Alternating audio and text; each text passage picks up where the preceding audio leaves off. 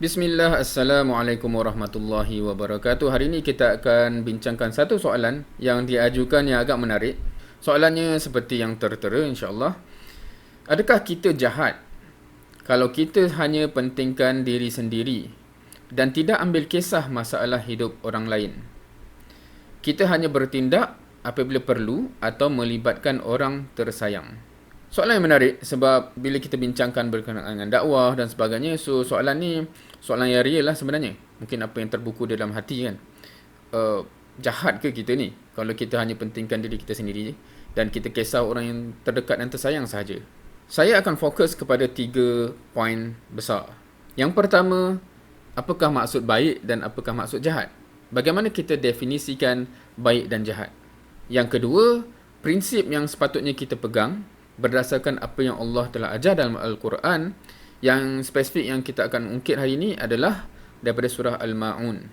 Dan yang ketiga, bagaimana perasaan kita sepatutnya dipandu oleh akidah. Kita pergi kepada yang pertama, baik dan jahat. Apa definisi dia? Penting ke kita tahu definisi dia? Dan adakah kita perlu kisah pun kita dilabel baik ataupun jahat? Jawapan saya ni akan berdasarkan apa yang saya sendiri rasa dan yakini. Saya akan kisah kalau ianya ada implikasi real kepada diri saya sendiri. Sekiranya orang nak label apa, dia tak ada kesan kepada diri saya, buat apa saya nak kisah? Tetapi kalau ianya ada kesan, terutamanya kesan yang besar dan kesan yang real, dan macam mana kita nak timbang definisi perkara ni dan implikasi dia kepada diri kita? Saya akan berbalik kepada apa yang Allah Subhanahu Wa Taala dan Rasul sallallahu alaihi wasallam telah ajarkan.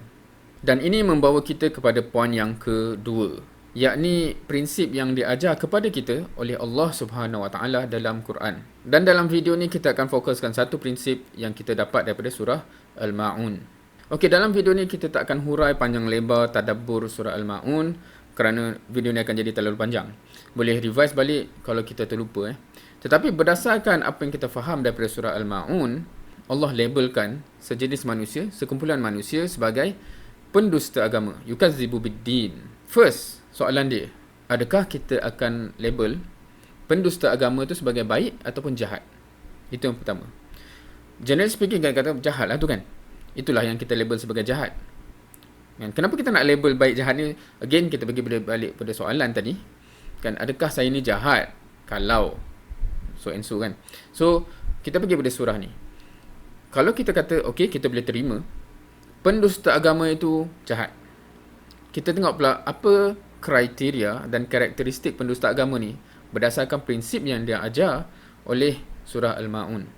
Dalam surah ni, kita perasan tak bahawa orang yang walaupun dia solat, tapi bila dia tak kisah anak yatim, dia tak kisah orang miskin, dia pendusta agama. Perasan tak? Dan bukan sekadar perlu kisah, tapi perlu bertindak.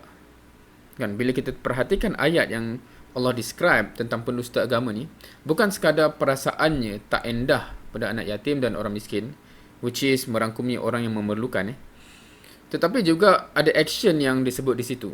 So, kita perlu kisah dan kita perlu ambil tindakan kepada orang lain yang memerlukan.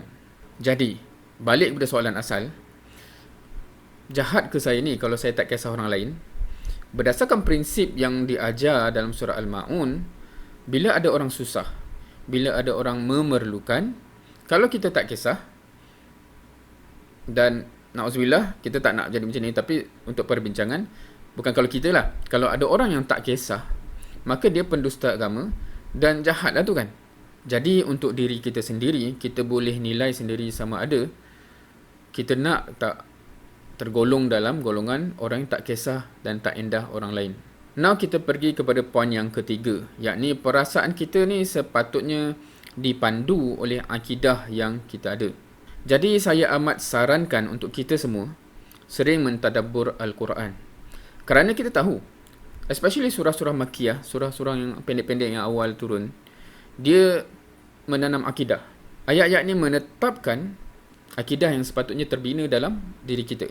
Jadi bila kita tadabbur, insya-Allah dia akan membantu akidah itu akan terbina dan kita akan perasan banyak daripada surah-surah ini menekankan akidah yang sedemikian rupa. Seperti yang kita bincangkan dalam surah Al-Ma'un tadi. Kita akan jadi merasakan kita kena merasai something terhadap orang yang memerlukan. Kita perlu berperanan, kita perlu berbuat sesuatu untuk tergolong dalam golongan orang yang beriman. Itulah akidah kita. Dari awal, itulah akidah yang dibina. Jadi saya yakin insyaAllah kalau kita rajin mentadabbur, jadikan rutin kita dan betul-betul faham fungsi tadabbur, insyaAllah akidah kita akan terbina. Dan once akidah telah terbina dalam jiwa kita, ianya akan memandu perasaan kita untuk berperasaan terhadap apa yang kita lihat di sekeliling kita. InsyaAllah dengan akidah yang terbina, kita akan menjadi orang-orang yang amat mempunyai perasaan yang concern terhadap orang-orang yang memerlukan. Apatah lagi orang yang terzalimi, orang yang tertindas dan seumpamanya. Dan dalam konteks agama, kita akan jadi concern kepada orang-orang yang yatim dan miskin agama. Dan tidak ada yang menjaga dan memberi perhatian kefahaman kepada mereka. Dan tidak ada orang yang membina mereka. Wallahu alam, harapnya terjawab persoalan awal tadi berkenaan dengan jahat ke kita ni kalau kita tak kisah orang lain. Harapnya dengan kita melihat kembali apa yang Allah ajar dalam Quran dan membiarkan benda tu meresap dalam jiwa kita, kita akan boleh jawab soalan tu dengan sendirinya insya-Allah. Wallahu alam. Wassalamualaikum warahmatullahi wabarakatuh.